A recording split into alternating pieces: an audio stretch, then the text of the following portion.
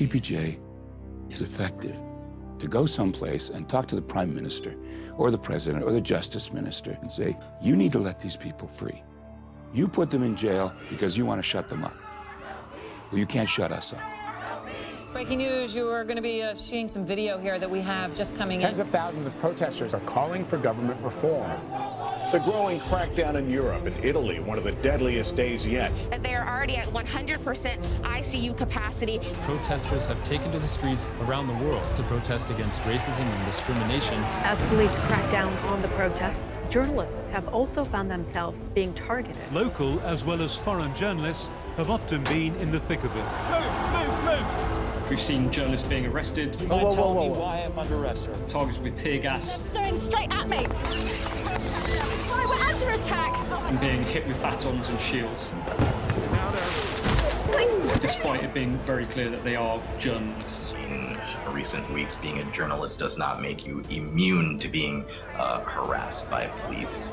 Abuses against the media are getting worse. Over the last week, they've arrested dozens of journalists. The costs of being a journalist add up when you're in countries that don't respect press freedom, and that's exactly where CPJ steps in.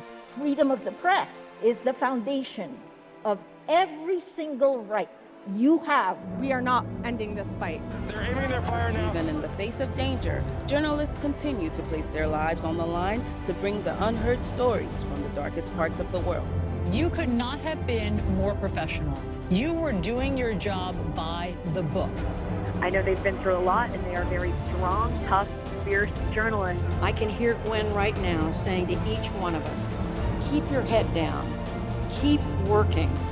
Now is not the time to grow weary.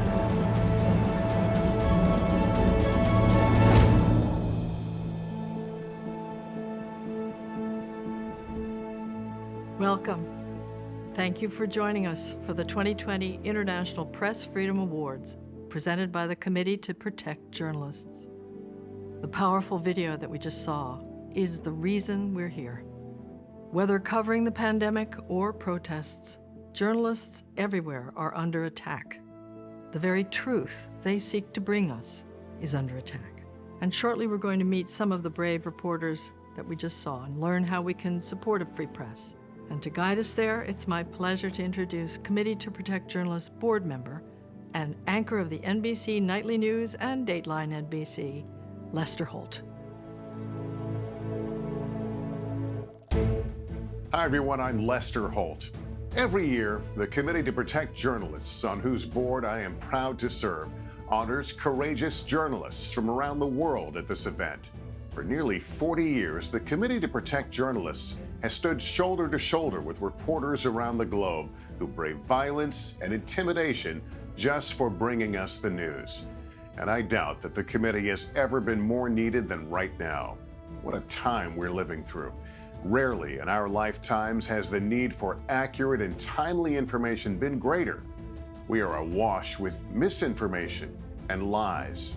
The pandemic has emboldened autocrats everywhere to crack down on dissent and civil liberties. In democratic countries, leaders have undermined their own institutions and health experts in their attempt to downplay the crisis. Independent journalism is a bulwark against this erosion of freedom and slide into confusion. Journalists around the globe have taken up the challenge to keep citizens informed, sometimes at the price of their own freedom. Such sacrifice is a common theme at these CPJ Awards. This year is no exception. Tonight we will hear from an international community of journalists, news reporters, familiar faces, and surprising guests who have all gathered to honor the work of 4 journalists from Russia, Nigeria, Iran, and Bangladesh, who have paid a heavy price for their quest after the truth. I am honored to be here and welcome you to join us in this fight for press freedom.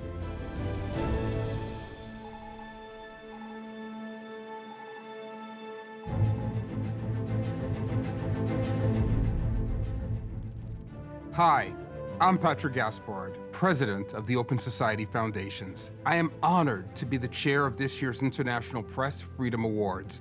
For 3 decades, these awards have focused attention on the struggles of independent reporters and editors around the world. They recognize courage and professionalism in the face of cruel oppression. They also give encouragement to those journalists in jail or in exile for their work. The COVID-19 pandemic has shown us all what a world without accurate information can look like.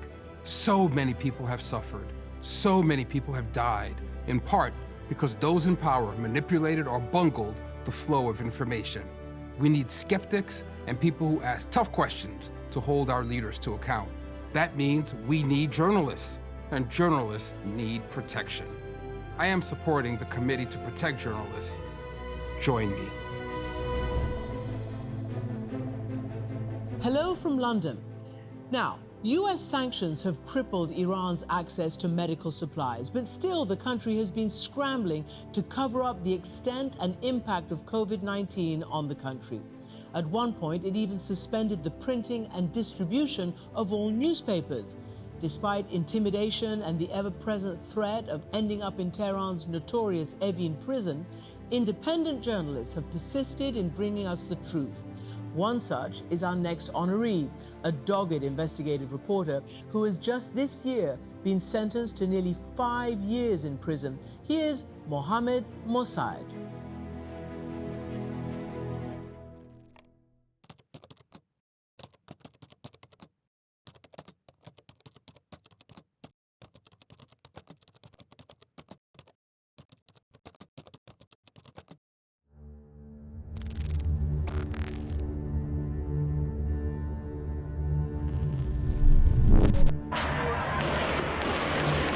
These are scarce pictures from protests in Iran. The Iranian government has shut down nearly all internet access in the country. There are pockets of access that have let people show what's happening on the ground, but they're rare. Making it very hard to figure out what exactly is going on there with the protests. The situation of press freedom in Iran, there is no press freedom. Everything is state-run. Whoever is not happy with what you report as a journalist, their first measure is to silence you. You always have to watch your back, always have to watch your communications. Mohammed was arrested in the middle of nationwide street protests. This tweet is one of the reasons he was arrested.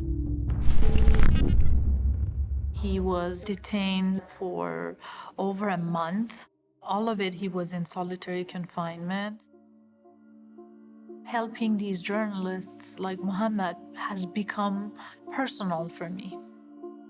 I'm an Iranian journalist. I was detained for over 2.5 months in solitary confinement.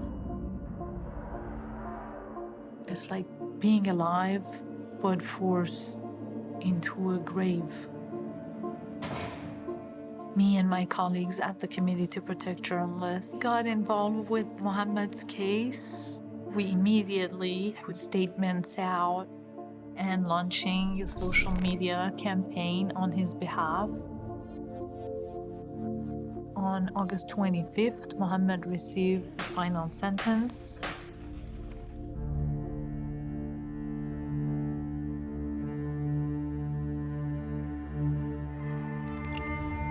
The only reason he got such a heavy sentence is because of his effort to tell the truth. It's because of these journalists on the ground that we sometimes hear, oh, there was a flood, there's a war, there's a pandemic. We know that there are forces in the system who do not want the truth to be shared with the outside world. He's being punished only for being a very truthful journalist.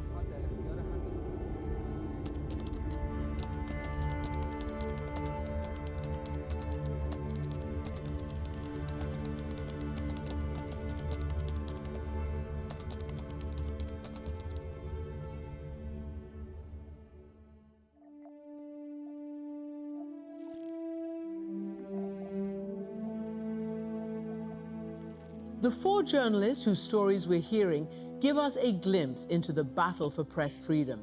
In honoring their struggle and their sacrifice, we send a signal of hope and solidarity to the thousands of other journalists who endure attacks, the loss of livelihood, the loss of liberty, and sometimes even the loss of life that comes with being an independent voice in so much of the world. Their reporting has brought light into these dark times. Tyrants love the dark. It cloaks their misdeeds and their lies. By supporting CPJ, you are also helping journalists everywhere bring us the light of truth. Congratulations to all of the honorees. As usual at this event, it's an amazing and courageous group of women and men. For more than 30 years, Knight Foundation has supported the Committee to Protect Journalists because press freedom is the lifeblood of citizen engagement in any republic.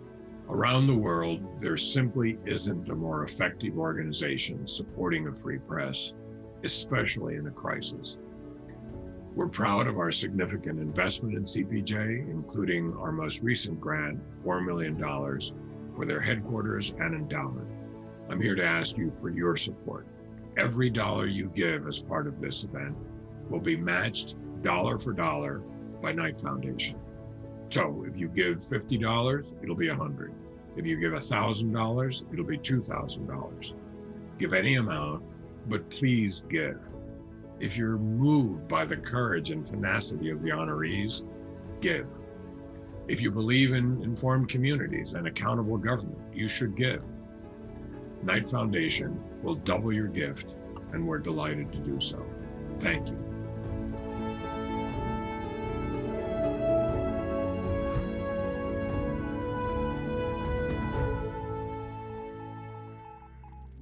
Independent journalism in Nigeria today owes a debt of gratitude to our next awardee, who began fighting for a free press back in the 1990s.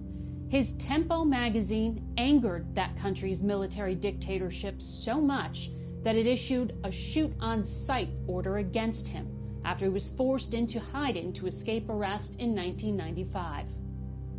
He survived. The dictator fell. Since then, he has continued that fight for press freedom, all the while working as a prolific journalist and founder of news sites. It is my great pleasure to introduce the man sometimes known as the godfather of online journalism in Nigeria, Dabo Oluwunyomi.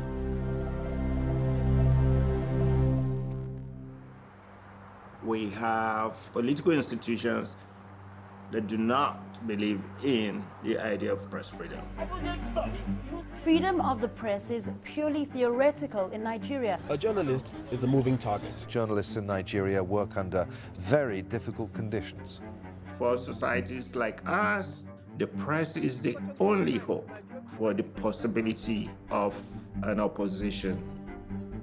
1996, they put us on charges of treason. My colleague said, listen, you really have to leave the country at this time.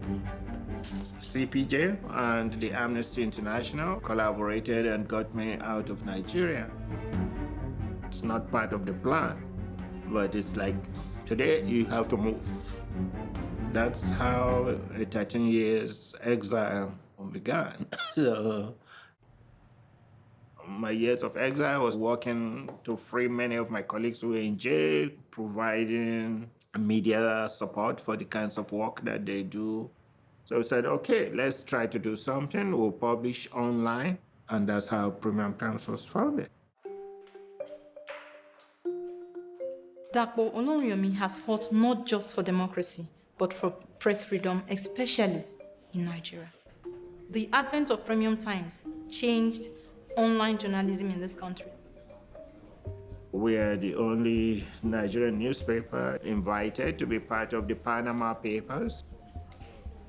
2017, we had written a story about the head of the Nigerian army.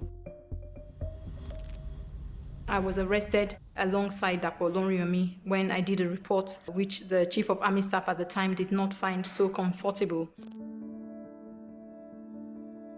The Committee to Protect Journalists quickly jumped in In fact, it was one of the biggest cases of advocacy I've ever seen in my life.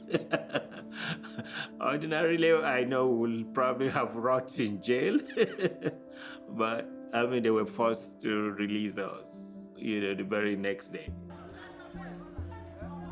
You can't stop media from doing its work.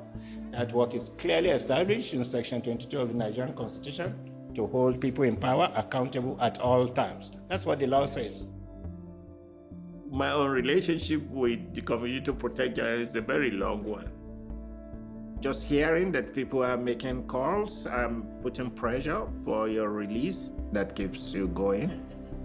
The evening, how you doing? One's hope is that we'll be able to design new ways to fund accountability journalism in the country.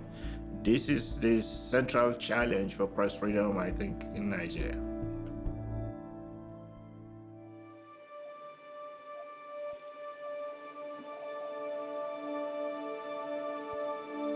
Our world is changing faster than ever. Every morning, we wake up to news of protests, natural disasters, police brutality, fake news, a global pandemic, the world ending. To navigate this world, we need information. And we depend on a free press to bring it to us. We need to know the truth. Because truth means freedom. Freedom from censorship. Freedom from tyranny. Freedom from oppression. From corrupt governments. Freedom from misinformation. From the abuse of power. From lies. But this freedom can only happen in a world when freedom of speech and a free press is protected. For me, a free press guarantees the freedom to make jokes, to have an opinion, speak truth to power, seek the truth, protest, to write a story, to make art, to criticize and contextualize the facts, to speak out, fight back, and stand up. Stand up. Stand up. Stand up for what is right. Join us and donate to the Committee to Protect Journalists. Let's all fight for a free press.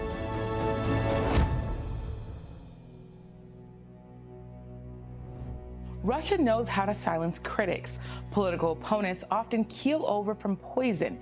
Independent journalists are often stifled through intimidation. Harassment short of detention or physical attack does not make for screaming international headlines. And for that reason, is probably even more effective. The court system is a favorite tool of the Kremlin for oppression. Prosecution after bogus prosecution can crush the life out of a reporter. Here is one journalist who refuses to let that happen, Svetlana Prokopyeva.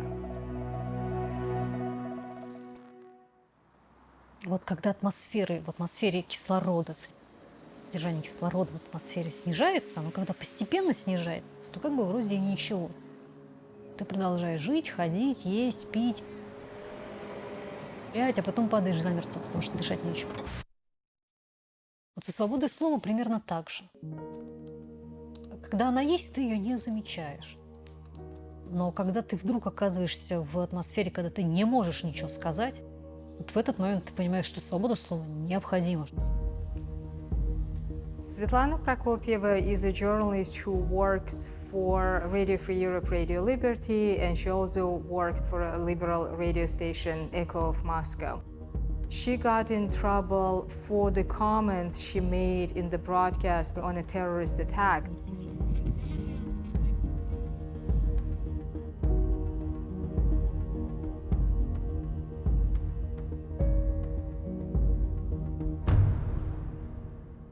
Ну и вот это все было сочтено оправданием терроризма.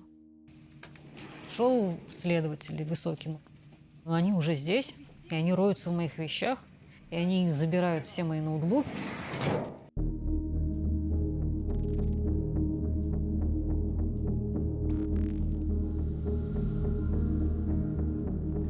In Russia, you don't have to be a well-known, outspoken journalist, a critic of President Putin himself to be prosecuted for your opinion. We immediately jumped on the case. We spoke to Svetlana. We issued an alert. And the Russian journalistic community demonstrated solidarity in defending Svetlana. Over a dozen protesters, many of them journalists, were detained by the police in Moscow on Friday. Вот эта журналистская солидарность делает нашу проблему видимой, слышимой и значимой. Потому что у нас вообще-то как бы все инструменты для этого в руках. Вставить эту проблему перед лицом всего общества и говорить: вот, смотрите, вот она, вот она. Она важна поэтому. The court did find her guilty of justifying terrorism. But fortunately, she wasn't sentenced to a jail term. She ended up with a huge fine, and she is still under the travel ban. Svetlana's case was a case where freedom of expression and press freedom was put on trial. If we, at the Committee to Protect Journalists, don't help those journalists, don't speak out in defense of them, who else is going to do it?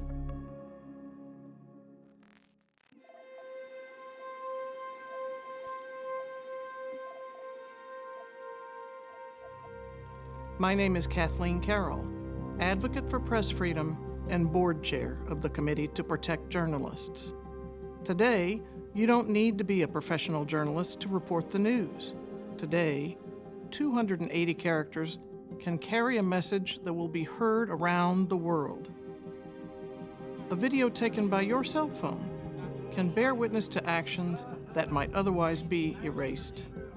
The internet can be a platform for people to speak loudly, even when governments try to silence them. But today, those very tools have ushered in a new era of propaganda. It is more difficult than ever to decipher what is real and what is not. Join me in defending our access to facts. Join me in celebrating brave and accurate reporting, because press freedom is not just about protecting journalists. It's about your right to share your story and engage the world. Press freedom is your freedom.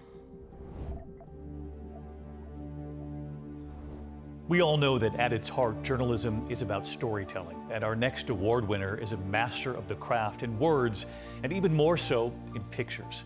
For more than 3 decades, his photographs of his native Bangladesh have provided powerful insights into the social and political upheaval in his country. His brave reporting led to his detention 2 years ago. Freed on bail after 4 months, a legal case against him remains open, but no government has been able to shut down one of Bangladesh's great photojournalists, Shahidul Alam.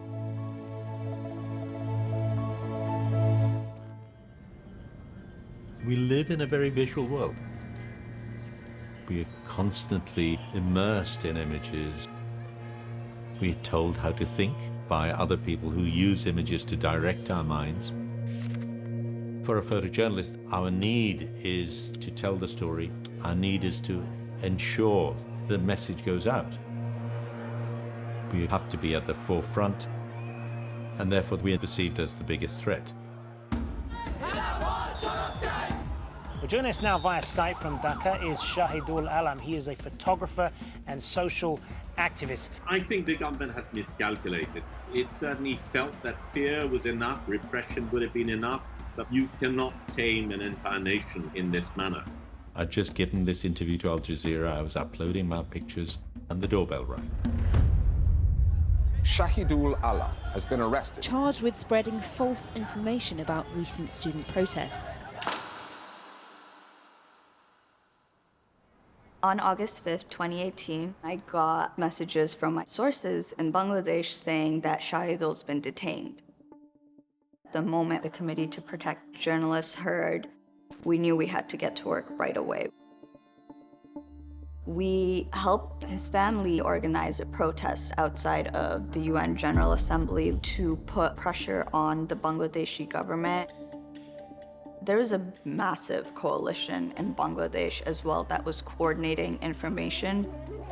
I don't know that the government really knew the amount of backlash they would face. It was immediate.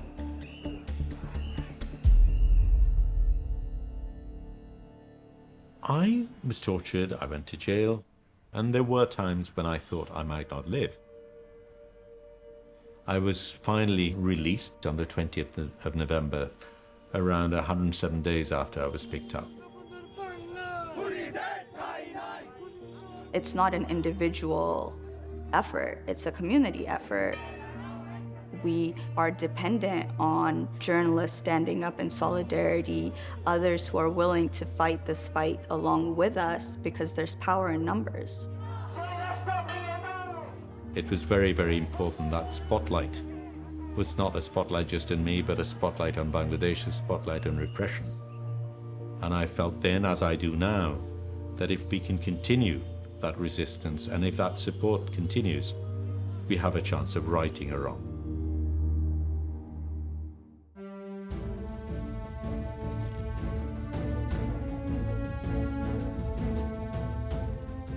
The journalists we have just met, Svetlana, Depo, Mohammed, and Shahidul, are exceptional.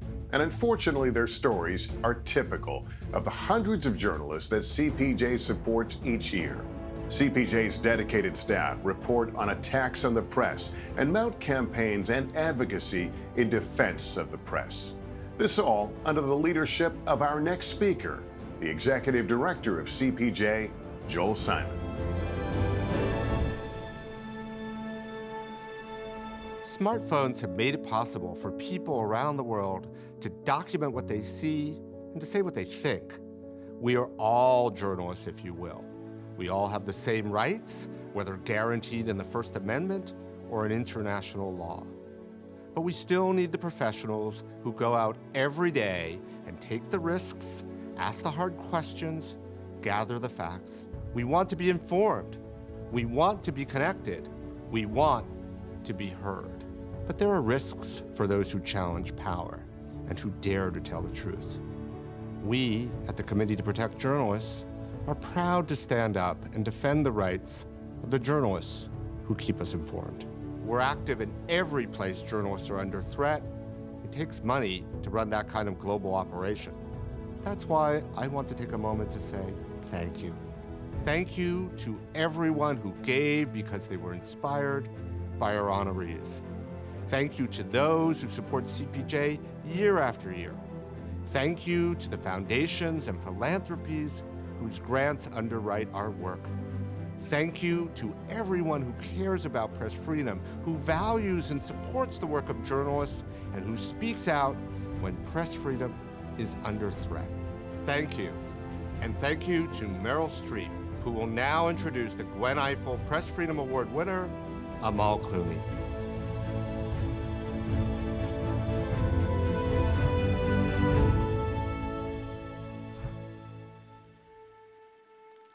The late Gwen Ifill, a beloved reporter who anchored the PBS Evening News, once said, "We cannot expect the world to get better by itself. We have to create something we can leave the next generation." Gwen died 4 years ago, and through her defense of press freedom, she has left us a legacy which we can carry forward. Gwen was a supporter and longtime board member of the Committee to Protect Journalists, which has named an award in her honor. The Gwen Ifill Award is given every year for extraordinary and sustained achievement in the cause of press freedom. This evening's award is presented to a woman who exemplifies the tireless struggle for press freedom and justice. And she's not only something every journalist needs, which is a great lawyer, but she's also a defender of the international laws that make free expression possible. Tonight, we honor her work to ensure that governments and tyrants are made accountable for their unprecedented attacks on press freedom. It's my great honor to announce Amal Clooney as the 2020 recipient of the Gwen Ifill Award.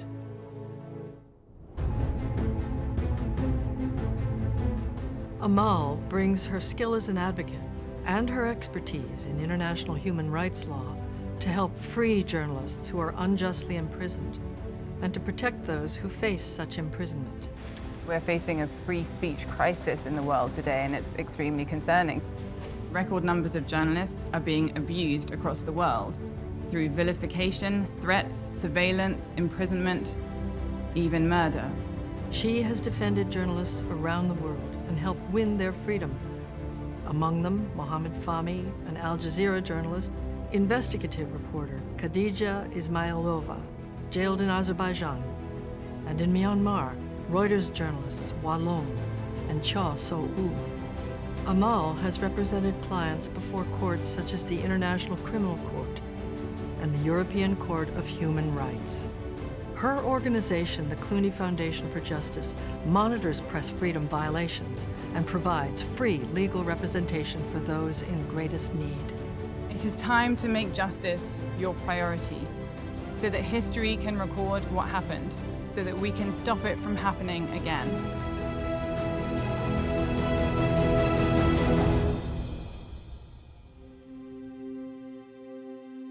I am so honored to be able to call the winner of the 2020 Gwen Ifill Press Freedom Award not only a dear friend, but somebody who has enabled us here in Rappler in the Philippines to actually do our work, and someone who I hope will continue doing that work so that we stay out of jail. We are halfway around the world from each other, but please join us in this conversation with Amal Clooney. Amal, it is so good to see you. Hello, Maria. It's so good to see you as well. I wish we could be in the same room, but this will have to do for now. Thank you, CPJ, for giving me the chance to ask her questions instead of her grilling me. To prepare for this, I looked at everything you did in your life, and, very impressive. Oxford University, NYU Law, a professor at Columbia Law School. But the crucial question, why do you do what you do? I think one of the reasons I do it is because I know how lucky I am. I was born in Lebanon at a time when that country was going through a civil war, and I was lucky enough, my family was able to leave the country and we moved to the UK as refugees, and from there, anything was possible. But I think another part of it, though, is, frankly, anger. I think anger drives a lot of what I do because when I read about what's happening in many places in the world, I just feel a sense of outrage that those in power are abusing their power. Today in 2020, I see in far too many places those who are committing human rights abuses are free and those who are reporting on them are imprisoned. And I will continue to focus on trying to tackle both problems. And I thank you for being so determined to continue the work that you do. Oh, no, thank you for that. And we are so much better because you do what you do, right? But when you're facing such seemingly hopeless cases, where does hope come from for you? Well, I don't know. I would ask you the same question. It never occurs to me to do otherwise. I suppose it's more,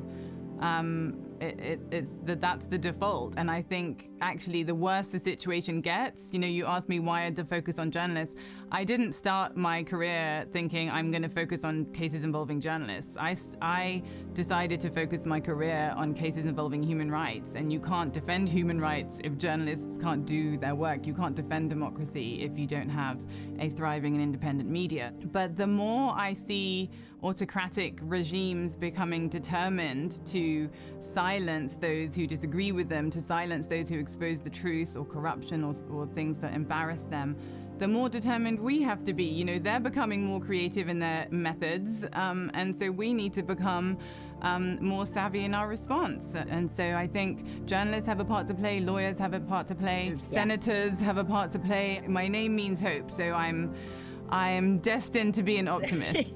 So Amal, tonight you are getting the Committee to Protect Journalists their Gwen Ifill Press Freedom Award. What does this mean to you? Well, I feel so honored to get this award. The Committee to Protect Journalists does incredible work. I couldn't do my work without them, and I rely on their data. I brainstorm with them, and they are really professional and really devoted. And so, I think we both feel very strongly that journalism is the lifeblood of democracy, and that this is, something we have to continue to fight for.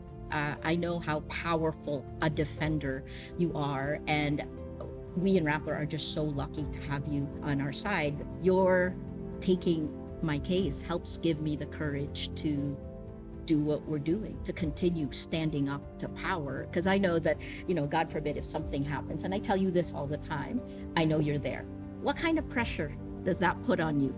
Well, I do feel pressure when I work on cases like yours, and to some degree, your case does keep me up at night, and so it should, because you might be the one in the dock, but it's actually democracy that's on trial. If you can be taken away and handcuffed and silenced, then every other journalist in the country knows what they need to do to stay safe. It's not a fair contest. You have the truth on your side, but your foe is the most powerful person in the country. And the other side of this case is the government that controls the police and controls the army and controls the prosecutors and potentially controls the courts. So I think we are asking a lot of journalists. I think you're incredibly courageous, but you shouldn't need to be this courageous. It's too much to ask. It's too much pressure on people like you, and I think that's why the system has to change. Most people may not realize your mom is a journalist, right? How has this affected you? What has she done? How has her work affected you? Well, I definitely watched her admiringly. She was a journalist initially in Lebanon and then a foreign correspondent based in the UK, but I grew up sort of watching her rushing to finish her columns.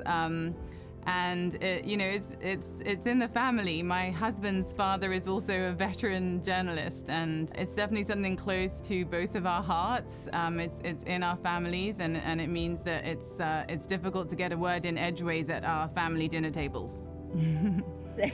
Thank you.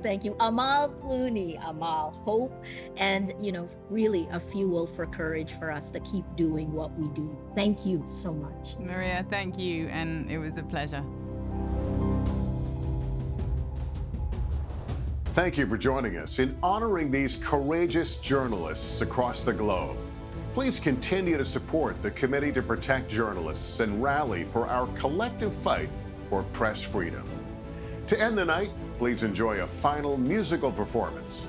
Take care, everyone, and good night.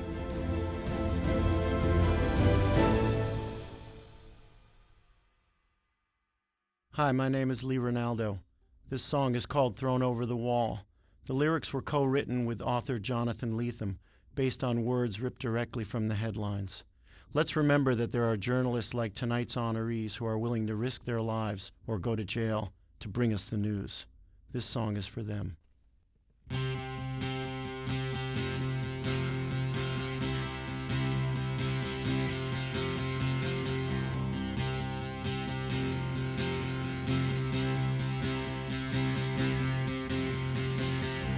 We use the sea to hide our submarines, disguise our faces with names. We use the night to conceal our dreams, and clouds to hide our aeroplanes. We smuggle facts inside a magazine, interpret sadness as shame. Swung high the hammer to teach them to believe. Bury the lead behind the frame.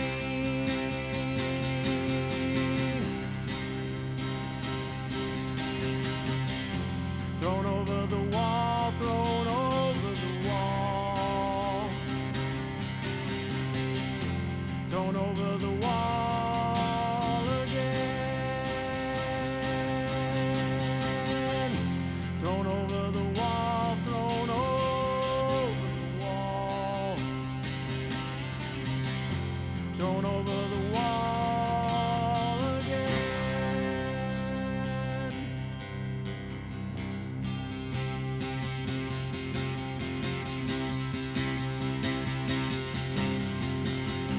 We use the sea to hide our submarines,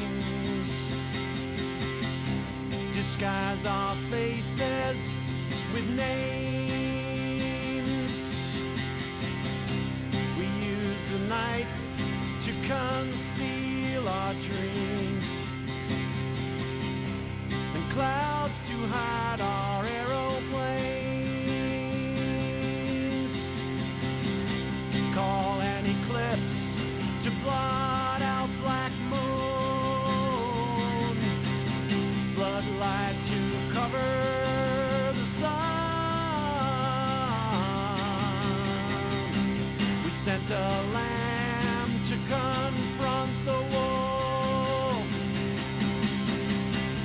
shine.